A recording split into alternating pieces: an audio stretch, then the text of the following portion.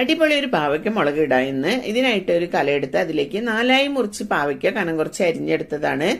അത് ചേർത്ത് അതിലേക്ക് ഒരു സബോള, ഒരു തക്കാളി, ഇഞ്ചി, പച്ചമുളക്, വെളുത്തുള്ളി പേസ്റ്റ്, 1 ടീസ്പൂൺ കാശ്മീരി മുളക് പൊടി, 1 ടീസ്പൂൺ സാദാ മുളക് പൊടി, 1/2 ടീസ്പൂൺ മഞ്ഞൾപ്പൊടി, ആവശ്യത്തിന് വേപ്പില, പിന്നെ പഴുത്ത പുളിയാണ്. ആ പുളി പിഴിഞ്ഞ വെള്ളവും പിന്നെ ആവശ്യത്തിന് ഉപ്പും പാകത്തിന് വെള്ളവും കൂടി ഒഴിച്ച് ഇത് ഗ്യാസിലോട്ട് ഒന്ന് വെക്കാം. പാവയ്ക്ക നന്നായിട്ടൊന്ന് തിളച്ച് അത് നന്നായിട്ടൊന്ന് വെന്ത് വരുന്ന വരെ നമുക്കൊന്ന് വെയിറ്റ് ചെയ്യാം. ഇത് വളരെ ടേസ്റ്റിയാണ്. എല്ലാവരും ഒന്ന് ട്രൈ ചെയ്ത് നോക്കണം. എന്നിട്ട് ഇതിന്റെ ഫീഡ്ബാക്ക് ഒക്കെ അറിയിക്കണം.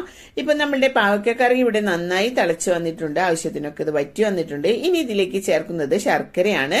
അപ്പൊ ശർക്കര ഇല്ലെങ്കിൽ നിങ്ങൾക്ക് പഞ്ചസാര ചേർക്കാവുന്നതാണ്. ഇത് ഞാൻ ശർക്കര ഉരുക്കി വെച്ചതാണ്, അതാണ് ഇതിലോട്ട് ചേർത്ത് കൊടുക്കുന്നത്. സാധാരണ ശർക്കര വാങ്ങിച്ചാൽ ഞാൻ അങ്ങനെ തന്നെയാണ് ചെയ്യല്. ശർക്കര ഉണ്ടെങ്കിൽ അങ്ങനെ ഇട്ട് കൊടുക്കാം. അത് പാകത്തിന് കൂടി ചേർത്തതിന് ശേഷം ഇതൊന്ന് താളിച്ചൊഴിക്കാം. അതിനൊരു പാൻ വെച്ച് വെളിച്ചെണ്ണ ഒഴിച്ച് കടുക് പൊട്ടിച്ച് വറ്റൽ മുളകും വേപ്പില കൂടി ചേർത്ത് താളിച്ചൊഴിക്കാം. സൂപ്പർ.